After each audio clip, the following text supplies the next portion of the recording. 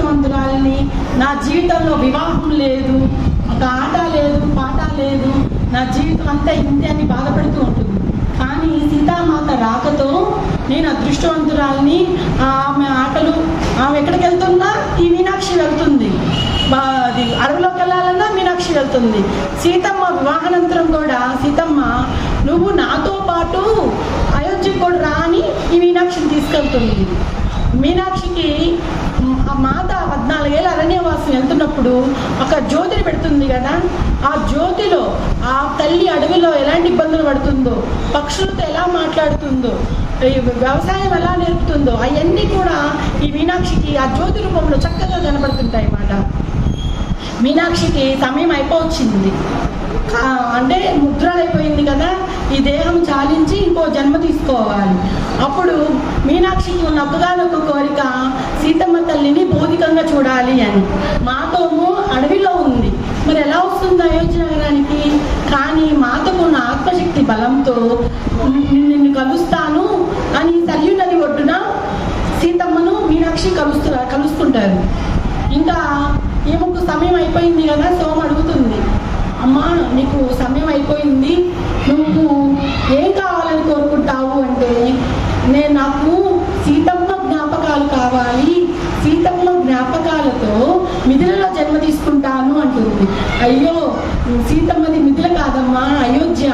రాముల వారు ఎక్కడుంటే సీతమ్మ అక్కడ, సీతమ్మ ఎక్కడుంటే రాముల వారు అక్కడ. అయోధ్య సీతమ్మది. నీకు సీతమాత జ్ఞాపకాలు కావాలి అంటే నువ్వు అయోధ్యలో జన్మ తీసుకోవాలి అని చెప్తుంది.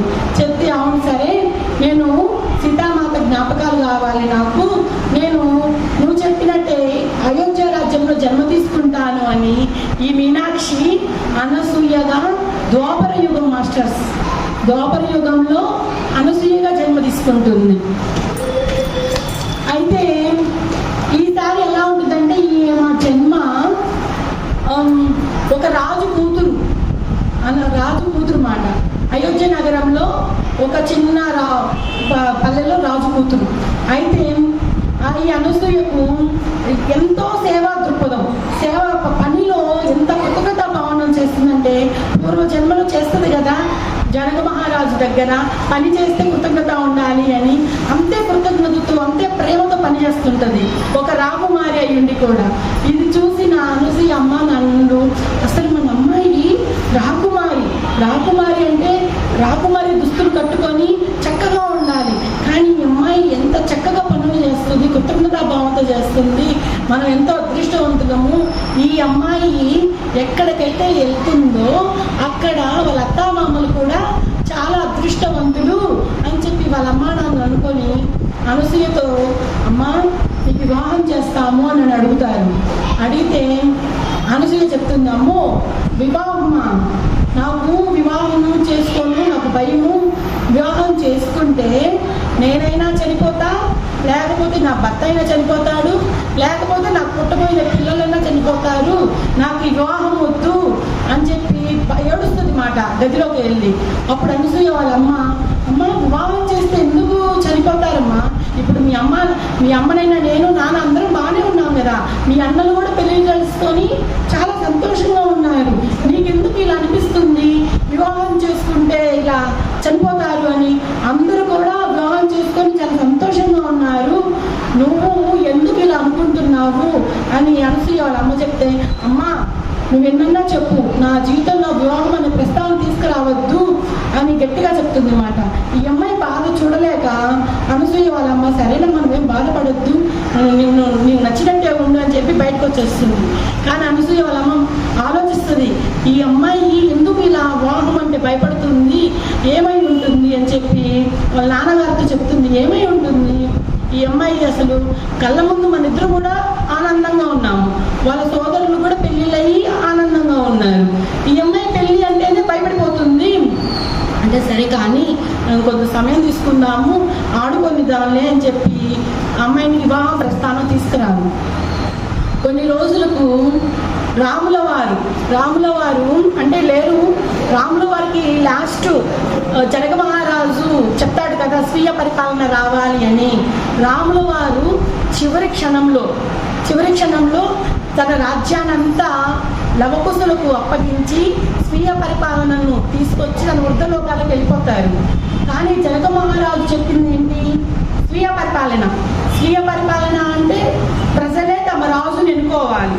ప్రజలే తమ రాజుని ఎందుకు ఎన్నుకోవాలి అంటే, ఈ రానున్న యుగంలో క్షత్రియ రాజులు తమ రాజ్యం కోసం అవసరం లేకుండా యుద్ధాలు చేస్తుంటారు.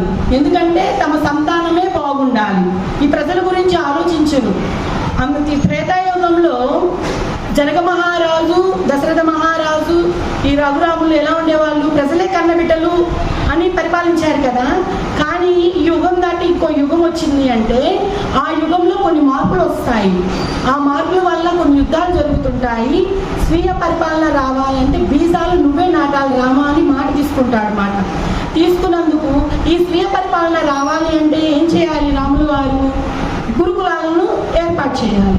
కొన్ని వేల గురుకులాలను ఏర్పాటు చేస్తారు. ఆ గురుకులాలు ఏర్పాటు చేసినప్పుడు రాముల వారు చెప్తారన్నమాట, ఇక్కడ ప్రతి స్త్రీ చదువుకోవాలి అని. అంటే ఎవరు వెళ్ళరు ఆ గురుకులానికి, స్త్రీలు వెళ్ళరు.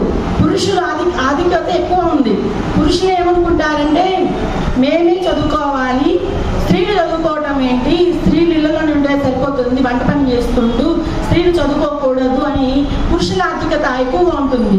కానీ రాముల వారికి సీతమ్మ గట్టిగా చెప్తుంది, ప్రజలు విద్యావంతులు అవ్వాలంటే స్త్రీయే చదువుకోవాలి.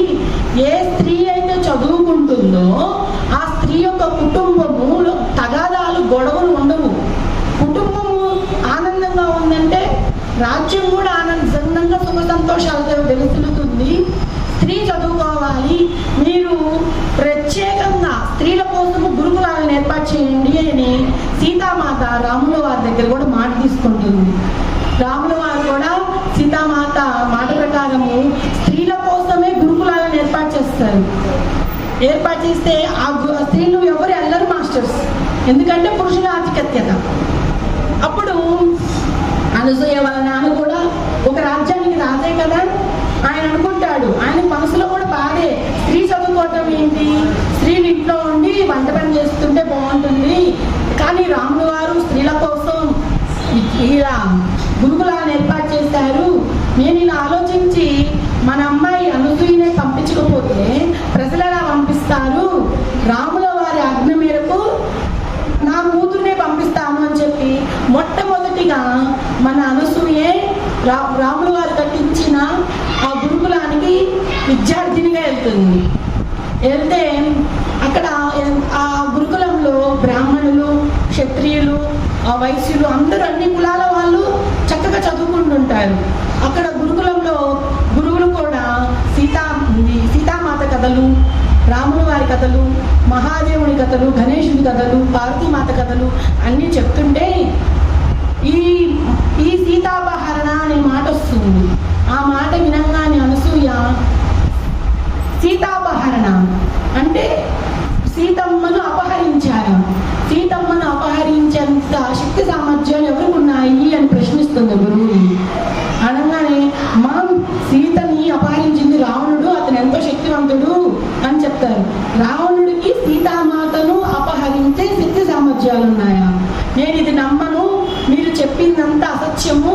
సీతామాత ఆదిపరాశక్తి, తనను తాకాలన్నా అతనికి అంత శక్తి ఉండదు, మీరు ఇదంతా అబద్ధం చెప్తున్నారు, మీకు అసలు ఏమీ తెలియదు, సీతాపహరణ అనేది జరిగే ఉండదు అని పెద్దగా కేకలు వేస్తూ ఏడుస్తుంది మాట. ఆ అరుపులు, కేకలకు, ఏడుపు ధ్వని శబ్దాలకు పక్కనే ఉన్న గురుకులంలో ఉన్న గురువులందరూ గుడిపడతారు. వచ్చి ఎందుకమ్మా నువ్వు ఏడుస్తున్నావు అంటే, ఇక్కడున్న మా గురువు గారు సీతాపహరణ జరిగింది అంటున్నారు, మా సీతమ్మని ఎవరైనా తాగగల శక్తి ఎవరికైనా ఉందా, అసలు సీతాపహరణ జరిగిద్దా, ఏం చెప్తున్నారు ఈ గురువులకి ఏం తెలియదు అని వాళ్ళని కూడా అరుస్తుంది మాట. అంటే వాళ్ళు చెప్తారు, అమ్మా సీతాపహరణ జరిగింది, సీతాపహరణ జరగకపోతే రాముల వారు ఆ లంకకెళ్ళి రావణుడిని చంపితే కదా ఈ రోజున రాజ్యము సుభిక్షంగా ఉంది, రావణుడు చావాలి అంటే సీతాపహరణ జరిగిందమ్మా అని చెప్తారు. ఏది ఏమైనా నేను నమ్మను, సీతాపహరణ జరిగింది అంటే నేను విశ్వసించను. మీ గురువులకి తెలియదు సీతామాతలో ఉన్న శక్తి అని చెప్పి ఇంకా పెద్దగా ఏడుస్తుంది. మాతని అపహరించే శక్తి ఎవరికి లేదు అని. ఆ అమ్మాయిని ఏడుపు ఆపలేక తన తండ్రి గారిని పిలిపిస్తారన్నమాట, రాజుగారిని.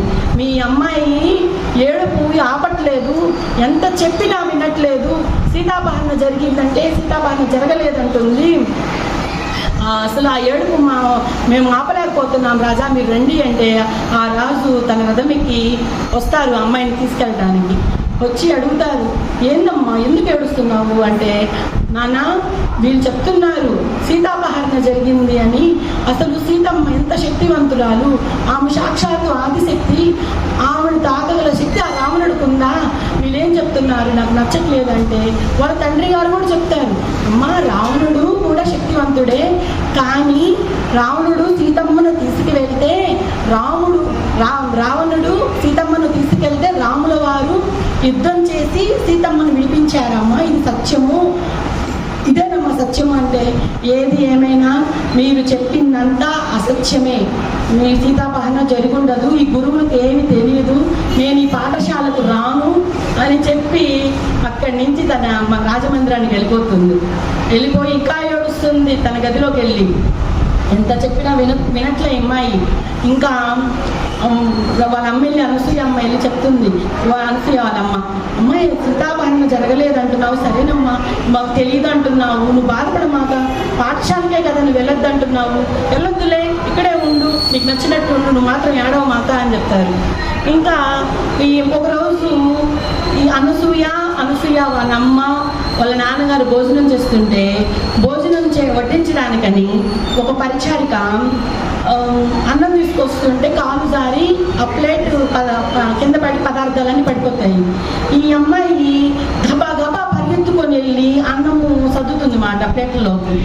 వాళ్ళ నాన్నకి ఎక్కడ లేని కోపం వచ్చి, అసలు నువ్వెవరు అనుకుంటున్నావు, రాకుమారి అయ్యుండి కింద పడిన పదార్థాలు ఎత్తుతావా అని చెప్పి కోపంగా తిడతాడనమాట.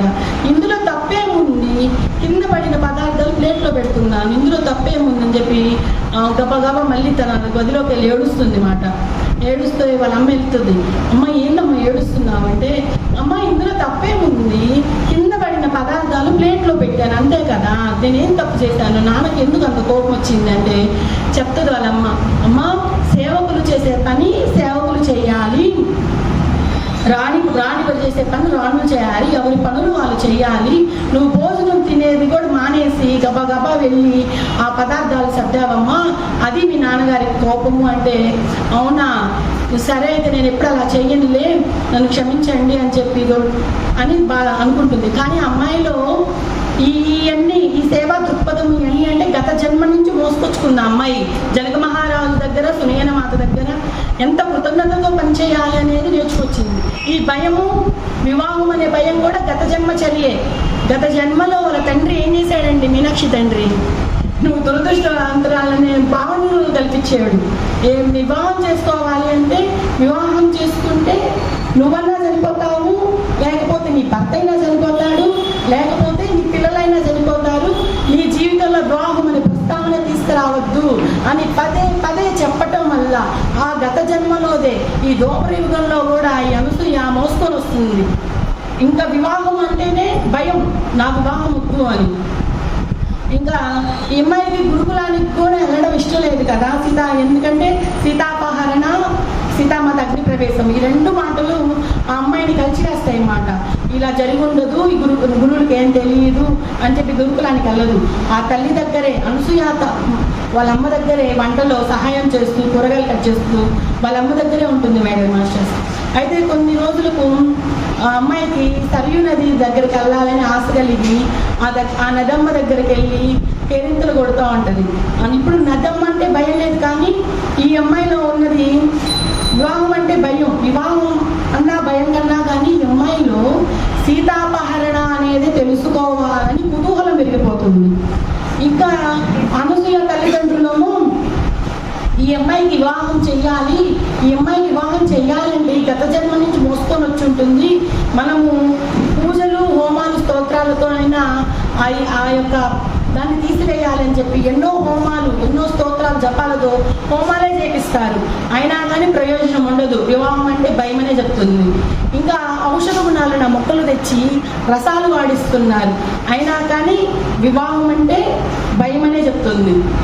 ఒకరోజు అనసూయ వాళ్ళ నాన్నగారి వాళ్ళ ఫ్రెండ్ వస్తాడు, స్నేహితుడు వచ్చి అనసూయ యొక్క మంచి లక్షణాలు, ఆ యొక్క సేవా దృక్పథం కానీ అమ్మాయి మంచి లక్షణాలు చూసి అడుగుతాడు, మీ అమ్మాయిని మాకు కోడలుగా పంపించండి, మేము బాగా చూసుకుంటాము అంటే ఈ అనసూయ వాళ్ళ నాన్నగారు కూడా నిజమే కదా, ఈయన మంచివాడే, నా ఫ్రెండ్ మంచివాడే, వాళ్ళ కొడుకు కూడా ఇంకా మంచివాడే, ఈ అమ్మాయిని ఆ ఇంటికి అని పంపిస్తే నాకు దిగులు ఉండదు, ఈ అమ్మాయిలు ఉన్న భయానికి ఈ ఇంటికి కానీ పంపించినట్లయితే నాకు అసలు దిగులే ఉండదు, ఈ అమ్మాయి చాలా ఆనందంగా ఉంటుంది, నేను ఎలాగైనా ఒప్పించి పెళ్లి చేద్దాము అని వాళ్ళ అమ్మ చేత చెప్పిస్తారు. ఎన్ని ఔషధ గుణాల మొక్కలు వాడినా కానీ అమ్మాయిలో ప్రయోజనం ఉండదు. మా అమ్మాయి అనసూయ చెప్తుంది, నాకు వివాహం అనే ప్రస్తావన నా దగ్గర తీసుకురావద్దు అనే చెప్తుంది. ఇంకా అనసూయ వాళ్ళ అమ్మ బాధపడుతుంది, ఇంత మంచి సంబంధం వచ్చినా ఈ అమ్మాయి పెళ్లి చేసుకొని అంటుంది, వాళ్ళు వచ్చిన అత్తామామలు మంచి వాళ్ళే, అబ్బాయి మంచివాడే, మరి వివాహం చేసుకొని అంటుంది. మనము ఏం చేద్దామంటే సీతామాత దగ్గర పనిచేసే పరిచారిక సోమ ఇంకా బతికే ఉంది. అయోధ్య నగరంలో అరణ్యంలో ధ్యానాలు చేసుకుంటూ ఎవరికైనా ఆరోగ్యం బాగలేకపోతే వాళ్ళకి ఔషధాలు ఇస్తూ ఇంకా బతికే ఉంది. ఆ తల్లి సోమ ఇచ్చిన మందన్నా వాడితే ఇమ్మాయిలో ఉన్న భయం పోతుంది అని చెప్పి ఈ అనసూయ వాళ్ళ అమ్మ వాళ్ళ నాన్నగారికి చెప్తుంది, మనము ఆ సోమ దగ్గరికి తీసుకెళ్దాము అని చెప్పగానే చాలా దూరము, మీకు కావలసిన భోజన వసతి సదుపాయాలు, తగిన నీరు అన్ని సిద్ధం చేసి మిమ్మల్ని పంపిస్తాను, కొంతమంది సైనికులను కూడా రెడీ చేసి మిమ్మల్ని అడవికి పంపిస్తాను అని చెప్తారన్నమాట. అప్పుడు బయలుదేరుతారు ఆ సోమను కలవడానికి. ఎంతో దూరము, అసలు ఎంత దూరం వెళ్ళినా ఆ సోమ కుటీరం రాదు, అర్ధరాత్రి అవుతుంది. అర్ధరాత్రి అయినాక ఆ సోమను కలవడానికి కుదరదు కదా. సోమ పక్కన ఉన్న కుటీరంలో ఈ అనసూయ వాళ్ళమ్మ నిద్రపోతుంటారు, కానీ అనసూయ మాత్రం నిద్రపోదు. ఎందుకంటే సీతాపహరణ, సీతామాతను తాకే శక్తి సామర్థ్యాలు రావణుడికి ఉన్నాయా, సీతాపహరణ జరిగిందా, నాకు ఇది తెలియాలి. అంటే నేను ఎవరిని కలవాలి, సీతమ్మ దగ్గర పనిచేసే పరిచారిక, ఆవిడికి అన్నీ తెలుసు, ఆవిడికి ఏదైనా రహస్యం ఉంటే తెలుసుంటుంది, నేను ఆ రహస్యం మీద తెలుసుకోవాలి అని చెప్పి నిద్రపోదు. ఇది గమనించి అనసూయ వాళ్ళమ్మ, అమ్మా నువ్వు నిద్రపోతల్లి, ఈ టైం అర్ధరాత్రి అయ్యింది, ఇప్పుడు సోమను కలవడానికి కుదరదు, నువ్వు నిద్రపో, పొద్దున్నే కలుస్తాం కదా, అసలు సోమ బతుకుందో కూడా తెలియదు, అయినా కానీ మనం ఇక్కడికి వచ్చామంటే సోమను కలుస్తాము, నువ్వు ధైర్యంగా ఉండి నిద్రపో అని చెప్తుంది. చెప్పగానే అయినా కానీ నిద్రపోదు, ఎప్పుడెప్పుడు తెల్లారుతుందా, ఎప్పుడెప్పుడు సోమను కలుద్దామా అని ఎదురు చూస్తుంది. ఇంకా సూర్యుడి కిరణాలు పడుతున్నకు ముందే గపా గపా లేచి స్నానం చేసి రెడీ అయ్యి, అమ్మానే మనం సోమను కలుద్దాము, వెళ్దాం పదా అంటుంది. అనసూయ, అయ్యో ఇప్పుడే కదమ్మా తెల్లారింది, భోజనం చేసి వెళ్దాంలే, నువ్వు సిద్ధంగానే ఉన్నావు సోమ దగ్గరికి వెళ్ళడానికి, నువ్వు ముందర భోజనం చేసి వెళ్దాము అని చెప్పి భోజనం చేసి సోమ దగ్గరికి వెళ్తారు. దారిలో చెప్తుంది అనసూయ వాళ్ళమ్మ, మనము ధ్యానుల దగ్గరికి వెళ్ళేము ఉండగా తలెత్తి మాట్లాడకూడదు, తల దించుకొని మాట్లాడాలి, గౌరవంగా మాట్లాడాలి, చాలా జాగ్రత్తగా మాట్లాడాలి అని చెప్తుంది. సరేనమ్మా నువ్వు చెప్పినట్టే మాట్లాడతాను, వెళ్దాం పదా సోమ దగ్గరికి అని చెప్పి ఆ సోమ ఉన్న కుటీరానికి వెళ్తారు. సోమ ఉన్న కుటీరానికి వెళ్ళేసరికి సోమ నిగూఢమైన ధ్యాన స్థితిలో ఉంటుంది. అది చూసి నా అనసూయ వాళ్ళమ్మ, ఆమె ధ్యానం చేసుకుంటుంది, బయట ఉందాం మనము అంటే, కాదులేమ్మా నేను ఒక్కదాని సోమతో మాట్లాడొచ్చా, అది ఇష్టమేనా అని అడుగుతుంది. అమ్మాయిలో ఉన్న కుతూహలం సీతాపహరణ గురించి తెలుసుకోవాలి అని. సరే నీకు అంత ఇష్టంగా ఉంటే అలాగని వెళ్ళి కలుద్దులే, నేను బయట ఉంటాను అని చెప్పి, నువ్వు జాగ్రత్తగా మాట్లాడాలి, వాళ్ళతో అమర్యాదగా మాట్లాడకూడదని జాగ్రత్తలు చెప్పి పంపిస్తుంది. ఇంకా లోపలికి కాలు పెట్టంగానే సోమ ఎంతో అందంగా యవ్వనంగా ఒత్తైన జుట్టుతో చాలా అందంగా ఉంటుంది. ఇంకొక అడుగు ఏంగానే ముసల్దాల్లా కనపడుతుంది.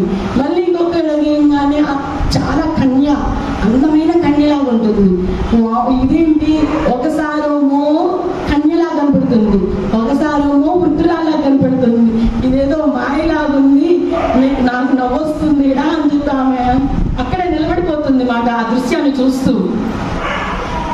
ఇంకా సూర్యుని కిరణాల కిటికీలో నుంచి ఎప్పుడైతే ఆ సోమ మీద పడతాయో కళ్ళు తెరిచి చూసి బిడ్డ ఇట్రా అని పిలుస్తుంది. సోమం తెలిసిపోతుంది వచ్చింది ఎవరంటే గత జన్మలో మీనాక్షి నాతో పాటు పనిచేసే పరిచారిక, ఈ జన్మలో మళ్ళీ జన్మ తీసుకొని వచ్చింది అమ్మాయి అని తెలిసి మౌనంగా ఇట్రా బిడ్డ అని తన పక్కన కూర్చోబెట్టుకొని అడుగుతుంది. ఎలా ఉన్నావమ్మా, నీ పేరేంటి అని అడుగుతుంది. నా పేరు అనసూయ అని చెప్తుంది. అవునా అనసూయనా, నీకు చాలా మంచి పేరు పెట్టారు. సీతామాతకు అనసూయ అంటే చాలా ఇష్టము. అనసూయ ఎప్పుడు ధ్యానం చేసి ఎన్నో ఆ దేవతలు చెప్పిన సంభాషణలు అవన్నీ పుస్తకంలో గ్రంథంలో రచించి మన భావితరాల్లో అందించింది. అంత గొప్ప ధ్యాని ఆవిడ, అంత గొప్ప అమ్మాయి, ఋషి పేరు మీరు పెట్టుకున్నారా, చాలా అదృష్టవంతురాలివమ్మ అని చెప్పి అనసూయతో మాట్లాడుతుంటే అనసూయ వాళ్ళమ్మ గబగబా లోపలికి వచ్చి నమస్కారం చెప్తుంది. నమస్కారం ఏందమ్మా అంటే, ఈ అమ్మాయి మా అమ్మాయి అనసూయ సీతాపహరణ జరిగింది అంటే ఒప్పుకోవటం లేదు. సీతాపహరణ జరిగిందంటే సీతాపహరణ జరిగి ఉండదు అంటది, ఎన్ని చూపించినా జరిగి ఉండదనే చెప్తుంది. అంటే మరి సీతాపహరణ జరిగిపోతే ఏం జరిగిందంట అని అడుగుతుంది సోమ.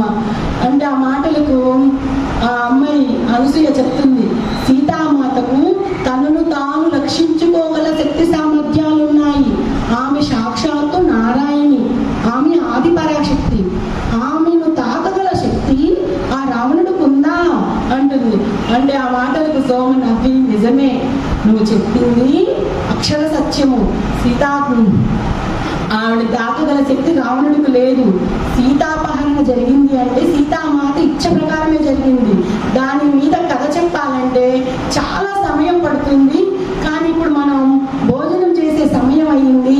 ఈ కుటీరం పక్కన ఎన్నో జంతువులు వచ్చున్నాయి, వాటికి ఆహారం పెట్టాలి. ఎన్నో పక్షులు వచ్చున్నాయి, వాటికి గింజలు పెట్టాలి. ఈ సీతాపహరణ గురించి నీకు మరొక రోజు చెప్తాను, ముందర భోజనం పెడదాం పరా అని సోమ కుటీరం ముందున్న పక్షులకేమో గింజలు వేస్తుంది, జంతువులకేమో ఆహారం పెడుతుంది. కానీ అతిథి కోసం ఎదురు చూస్తుంది మై డియర్ మాస్టర్స్. ఎందుకంటే ఎవరైనా అతిథికి అన్నం పెట్టినాకే ఈ సోమ అన్నం తినాలి. ఇది సీతామాత ఇచ్చిన ఆజ్ఞ మాట. ఎందుకంటే ఇది ఎక్కడి నుంచి వచ్చింది అంటే మిథిలలో జనక మహారాజు సునియనా మాతలు తీసుకొచ్చారు ఈ ఆచారం. మిథిలలో జనక మహారాజు సునియనా మాతలు వంటశాలలు ఉంటాయి కదా, ఎప్పుడు తెరిచే ఉంటాయి. ఎప్పుడు ఋషులు వచ్చినా కానీ లేదు అనకుండా భోజనం పెట్టాలి, అతిథులు వచ్చినా కానీ లేదు అనకుండా అప్పటికప్పుడు వండి అన్నం పెట్టాలి అని అది ఆచారం అన్నమాట. అయితే ఒకరోజు జనక మహారాజు రాజ్యంలో, మిథిలా రాజ్యంలో ఆ వంటశాలలో ఆహారం ధాన్యాలు అయిపోతాయి, వండటానికి కూరగాయలు కూడా ఉండవు. అప్పుడు సునీన మాతతో బాధపడతారు, అయ్యో ఋషులు వస్తారే, అతిథులు వస్తారే, వీళ్ళకి వండటానికి ఇక్కడ ధాన్యాలు లేవు, కూరగాయలు లేవు అని అని అనుకున్న లోపే అక్కడికి రైతులు వచ్చి మాకు చాలా పంట పండింది, చూడండి ఈ వరిధాన్యాలు మీకోసమే తెచ్చామని చెప్పి ఆ యొక్క వంటశాల మొత్తము వరిధాన్యాలతో నిండిపోతుంది. మరికొంతమంది మా తోటల్లో కూరగాయలు చాలా బాగా పండినాయి, ఈ కూరగాయలు మీకోసమే తీసుకొచ్చామంటే ఆ కూరగాయలతో కూడా నిండిపోతుంది.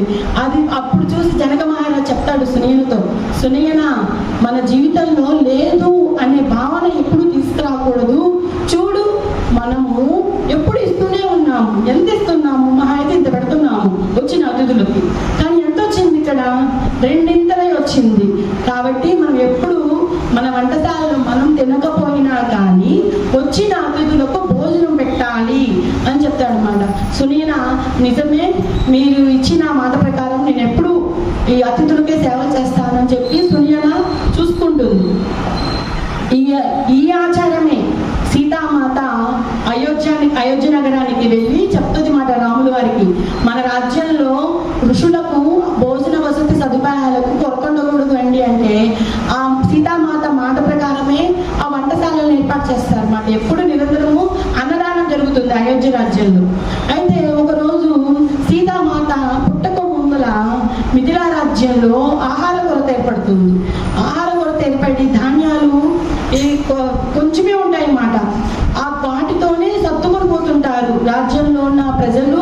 ఈ జనక మహారాజు సునియనలు కొత్త పరిచయానికి వస్తుంది, వంట చేయడానికి వచ్చి వండుతుంటే అమ్మాయిలో ఒకటే భావన, ఇక్కడ ఏమీ లేదు, వచ్చి తినే వాళ్ళే ఎక్కువగా ఉన్నారు, నేను ఏం వండి పెట్టాలి, అసలు ఇక్కడ నేను ఈ రోజు వండిన అన్నము ఇక్కడ పనిచేస్తున్నాం కదా పరిచారకులమైన మాకే సరిపోదు, ఇంకా అతిథులకు ఏం పెట్టాలి అని అనుకుంటా వండుతుంది. నిజంగానే అతిథులు వస్తారు, నూతన దంపతులు వచ్చి అన్నం అడుగుతారు, మాకు అన్నం పెట్టండి అని అడుగుతారు. అనగానే అమ్మాయి కోపం మాట, ఇక్కడ మాకే లేదు తినడానికి, నీకేం పెట్టాలి అని చెప్పి తిట్టి పంపుతుంది.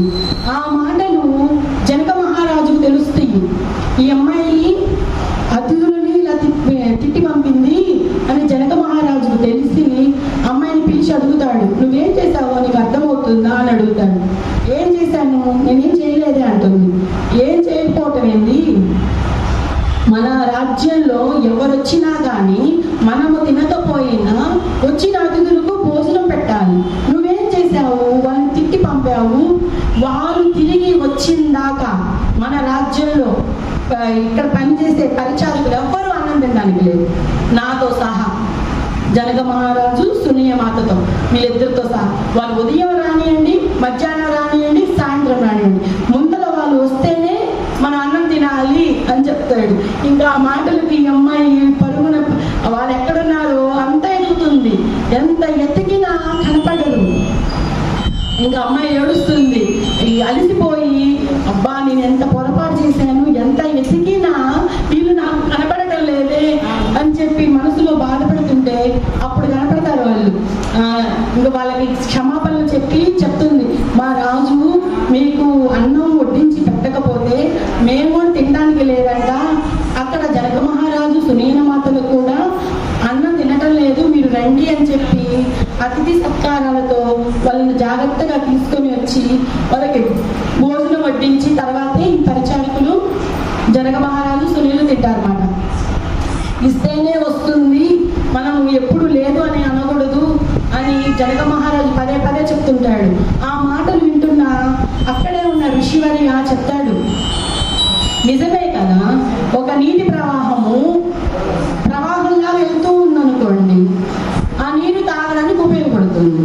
అలా కాకుండా ఒకే చోట ఆగిపోతే ఆ నీటిలో మలినాలు ఏర్పడి, చిన్న చిన్న సూక్ష్మజీవులు ఏర్పడి, పాచి ఏర్పడి ఆ నీరు తాగడానికి ఉపయోగపడుతుంది కదా. అందుకని మనకున్న దాంట్లోనే పంచుతూ ఉండాలి. మనకు జనక మహారాజు సునీనమాతలు చెప్పింది ఎంతో సత్యము అని అక్కడున్న ఋషివర్యులు చెప్తారన్నమాట.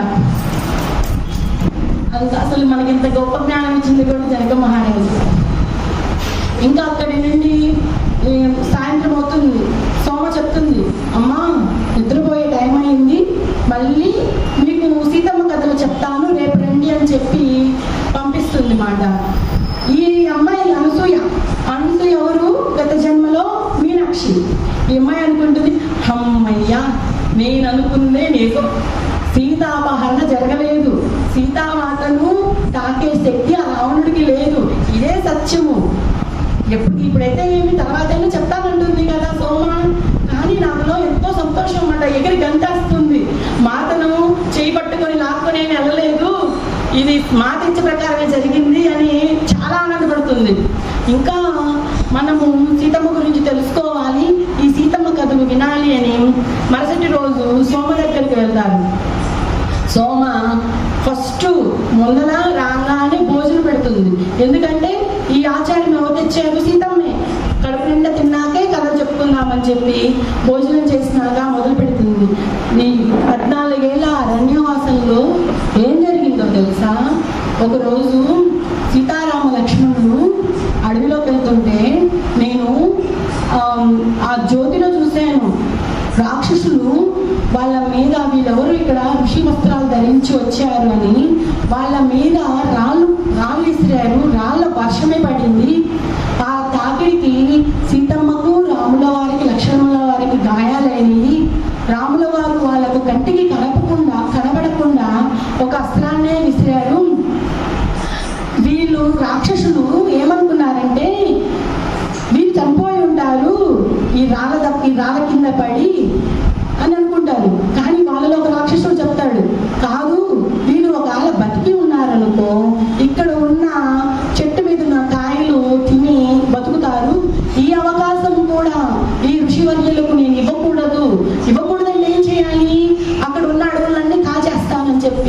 వాళ్ళకున్న తపశ్శక్తితో అడవులన్నీ కాల్చేస్తారు.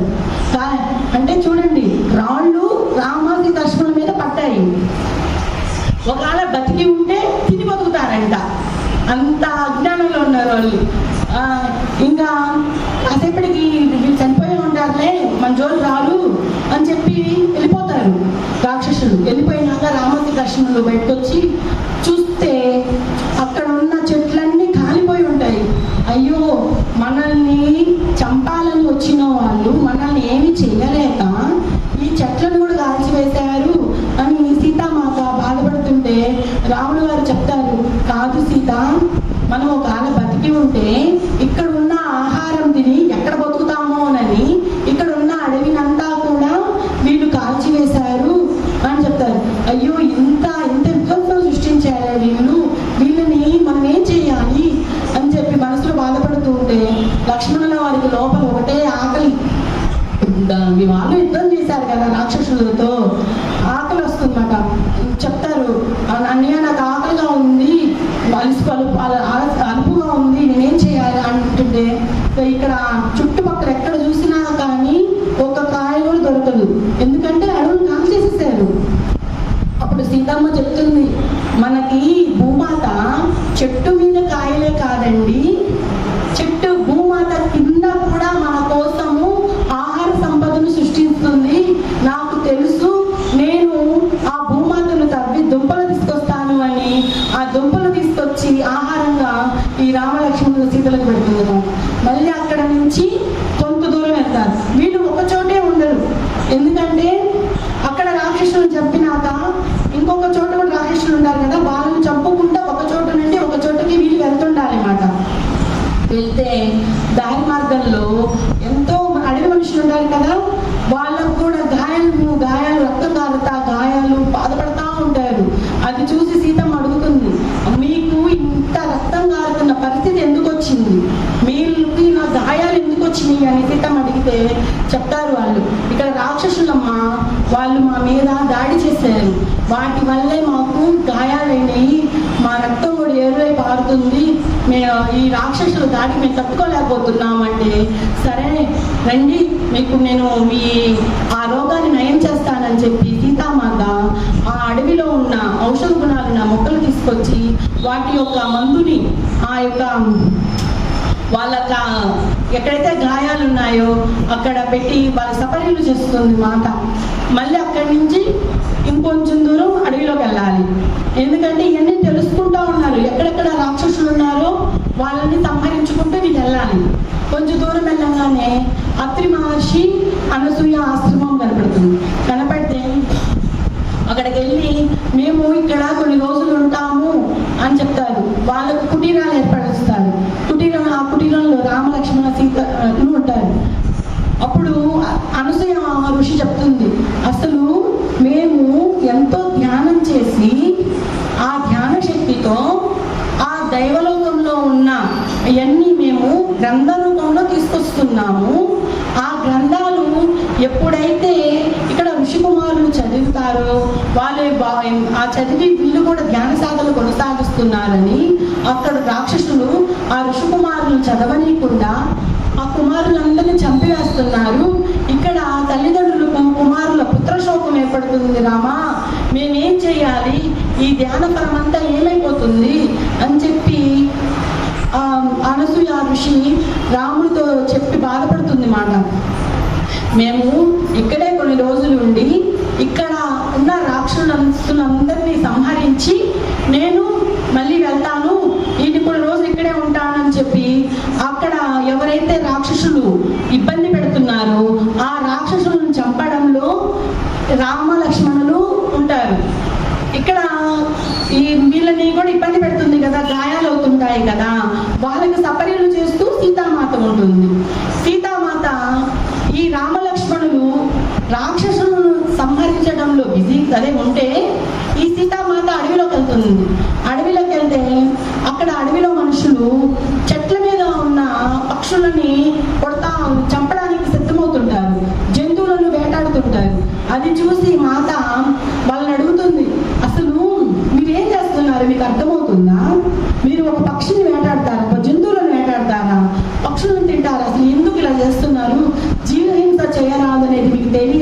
చెప్పి అరుస్తుంది వాళ్ళ మీద. అప్పుడు వాళ్ళు చెప్తారు, అడవి మనుషులు, మాత ఇక్కడ రాక్షసులు ఏం చేస్తున్నారో మీకు తెలుసా? వీళ్ళు మాకు తినడానికి తిండి లేకుండా ఉండాలని అడవిలోని వృక్షాలన్నీ నాశనం చేస్తున్నారు. మాకు తినడానికి తిండి ఇక్కడ ఒక పండు కూడా లేదు. ఇంకా మేము వేటి మీద ఆధారపడాలి? మేము జీవించాలి కదా, మేము వేటి మీద ఆధారపడాలి?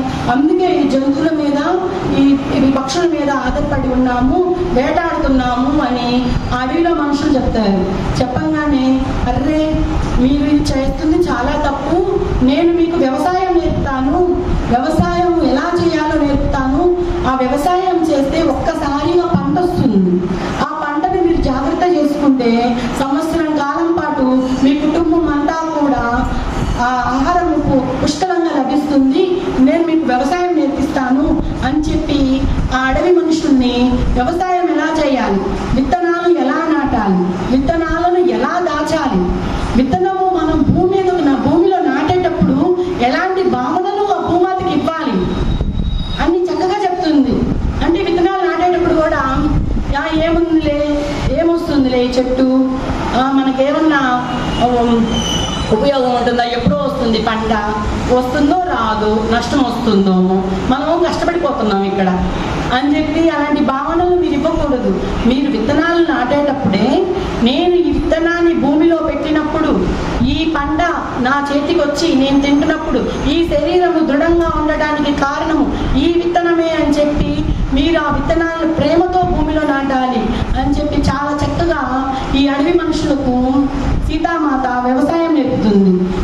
రాముల వారు, లక్ష్మణుల వారు చుట్టుపక్కల ఉన్న రాక్షసులందరినీ సంహరిస్తుంటే సీతామాత అడవిలో ఉంటూ ఆ యొక్క అడవి మనుషులకు కూడా వ్యవసాయం నేర్పుతుంది. మేడం మాస్టర్స్, అసలు వ్యవసాయం అంటే అంత గొప్పది. ఆమె నాగలి పట్టుకొని దున్నుతుందంటే ఆ పంట సస్యశ్యామలు. ఈ రోజుల్లో వ్యవసాయం అంటే చిన్న చూపు అయిపోతుంది.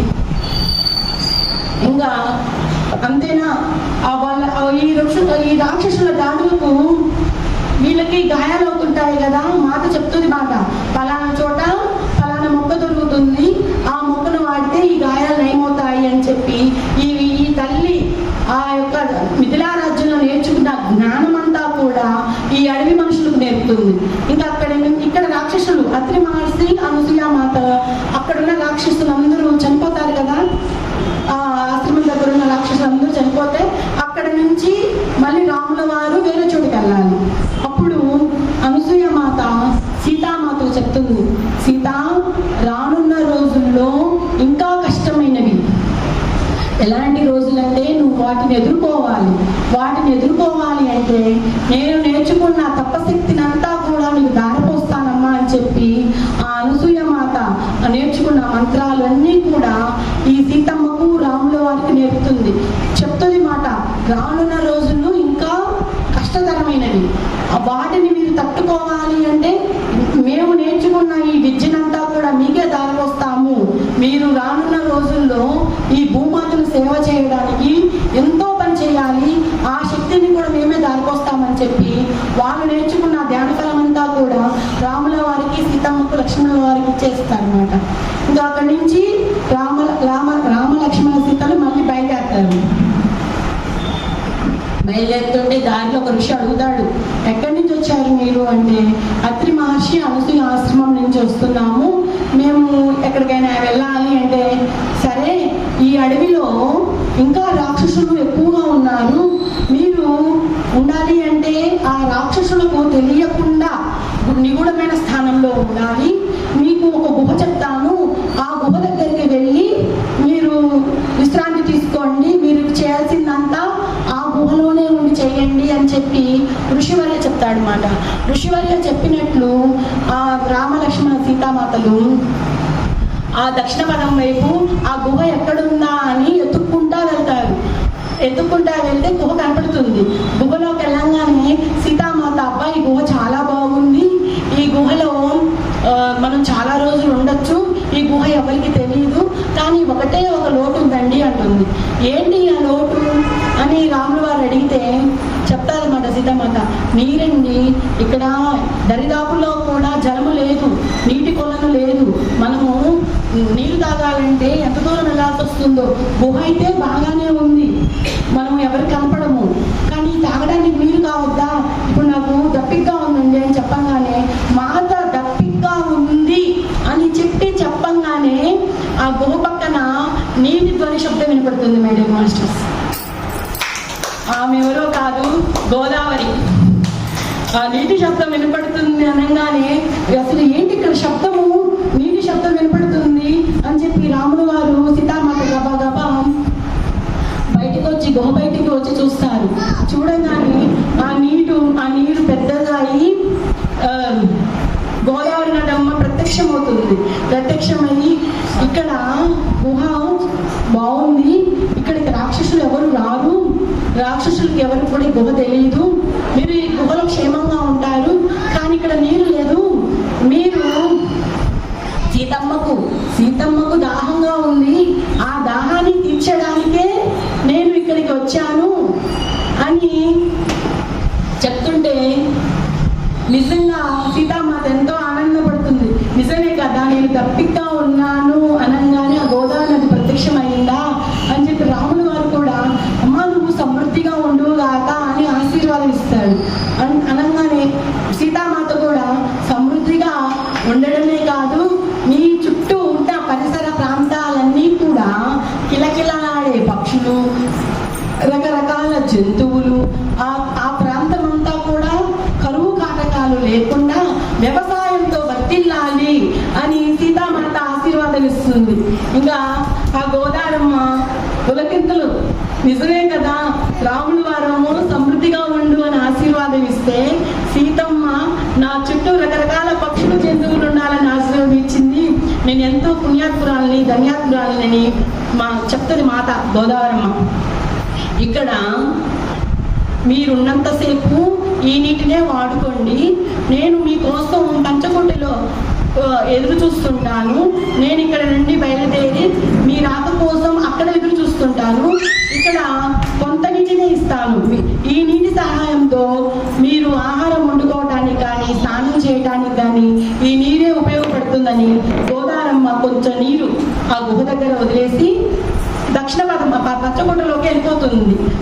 సీతారాముల ఎప్పుడు వస్తారా అని సీతారాముల కోసం ఎదురు చూస్తూ మా గోదారమ్మ ఉంటుంది మాట.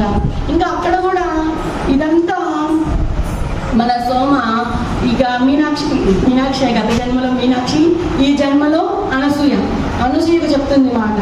ఇంక అనసూయ అనుకుంటుంది, అసలు ఈ 14 ఏళ్ళ అరణ్యవాసం పెట్టడం ఎందుకు, ఈ మాత మన సీతమ్మ రాముల వారు ఇన్ని కష్టాలు పడ్డం ఎందుకు, దీనికి కారణము కైకేయి కదా అని అడుగుతుంది.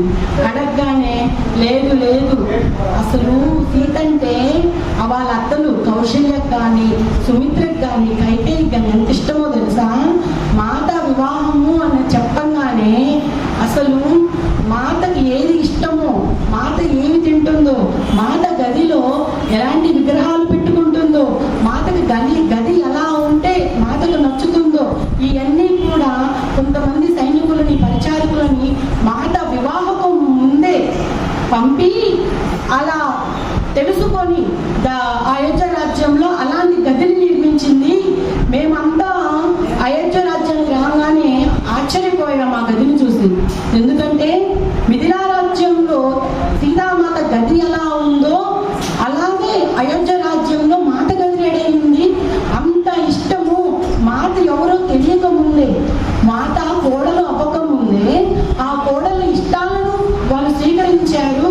అంతేకాదు మాతకు ఏ ఆహారము ఎలా ఉండాలి, ఏం తింటే ఇష్టము, ఎలాంటి పదార్థాలు ఇష్టము అలానే వంట చేయాలి అని అయోధ్య రాజ్యంలో పనిచేసే వంటలు తయారు చేసే వాళ్ళని, ఆ వంట మనుషులను కూడా పంపి మాతకు ఇష్టం వచ్చినట్లు, ఇష్టం ఎలా ఉంటేనే ఆహార పదార్థం నచ్చుతుందో అలానే వండటము ఈ సునీల మాత దగ్గర నేర్చుకున్నారు ఈ వంటలు కూడా. అంత ఇష్టము మన కైకేయి రాణికి సుమిత్ర వాళ్ళకు. అంతేగాని సీతామాత అంటే ఏమి కోపం మీద 14 ఏళ్ళ అరణ్యవాసం పంపలేదమ్మా అని చెప్తుంది మాట సోమ. మరి ఎందుకు 14 ఏళ్ళ పాటు అరణ్యవాసం ఇష్టం అంటున్నారు మిథిలలో ఎలా ఉందో అలానే అయోధ్యలో కూడా పెట్టారు. మరి ఎందుకు ఈ 14 ఏళ్ళ అరణ్యవాసం అని చెప్పి మన అనసూయ అడుగుతుంది. అడిగితే చెప్తుంది మా సోమ, 14 ఏళ్ళ అరణ్యవాసం ఎందుకంటే రాముల వారి అవసరము అయోధ్య రాజ్యంలో కాదు, ఆ రాజ్యానికే పరిమితం కాదు. రాముల వారి అవసరము ఈ అడవిలోనే 14 ఏళ్ల పాటు ఈ రాక్షసులను చంపుకుంటూ ప్రజల క్షేమం కోసం. సీతామాత అవసరము మా రాముల వారికి గాయాలు జరిగినాయి అనుకోండి, గాయాలు పడ్డారనుకోండి, ఆ గాయాలు మానేందుకు ఔషధ గుణాలు ఎవరికి తెలుసు? సీతామాతకే తెలుసు. ఈ విషయం తెలిసే విశ్వామిత్రుల వారు రాముల వారికి సరైన భార్య ఎవరంటే సీతామాతే అని ఆ రోజున తాటకి అనే రాక్షస స్త్రీని చంపినాక స్వయంవరానికి పిలుపు కూడా తెలియదు, కానీ మహాదేవుని విల్లు చూద్దాము రండి అని చెప్పి రాముల వారిని లక్ష్మణుల వారిని మిథిలా రాజ్యానికి తీసుకువచ్చాడు. ఇది అంతా మన కోసమే, మన భూమాత రక్షణ కోసమే జరుగుతుంది అని చెప్పి ఈ 14 ఏళ్ళ అరణ్యవాసంలో ఉన్న నిగూఢమైన రహస్యము సోమ అనసూయ వాళ్ళ అమ్మకి చెప్తుంది మాట. అంటే ఈ అమ్మాయిలో బాధ, ఇంత మంచి కుటుంబం కదా, ఇలా ఎందుకు జరిగింది అని.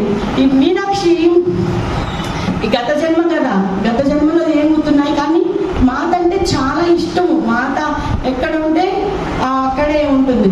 ఇంకా కొన్నాళ్ళకు ఇంకా వీళ్ళు వెళ్ళాలి, ఈ దక్షిణ పదం వైపు నుంచి కూడా పంచకుటికి వెళ్ళాలి.